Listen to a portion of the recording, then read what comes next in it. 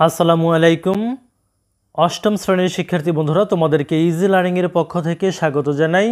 আজকের ভিডিওতে তোমাদের ইতিহাস বইয়ের পৃষ্ঠা নাম্বার ৮৮ এর সমাধান করে দিচ্ছি, অর্থাৎ অনুশীলনী কাজ ২।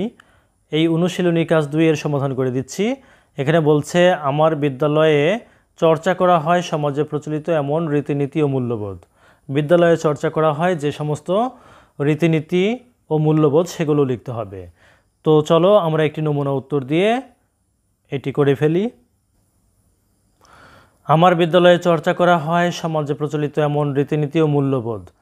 ১. শ্রেণীকক্ষে শিক্ষক শিক্ষিকা ঢুকলে এবং তারা শ্রেণীকক্ষ ত্যাগ করার সময় দাঁড়িয়ে অভিবাদন জানানো। ২. জাতীয় সঙ্গীত এবং শপথ বাক্য পাঠের সময় দাঁড়ানো। ৩. শ্রেণীকক্ষে শিক্ষক শিক্ষিকা যখন পাঠদান করেন তখন কোনো রূপ বিশৃঙ্খলা বা ব্যাঘাত সৃষ্টি না করা। ৪. কোনো সহপাঠী কোনো বিপদে পড়লে সকলে মিলে তাকে সাহায্য করা। ৫. কোনো সহপাঠী কোনো কারণে বিদ্যালয়ে না এলে পরবর্তী সময়ে তাকে পড়া বুঝতে সাহায্য করা। ৬.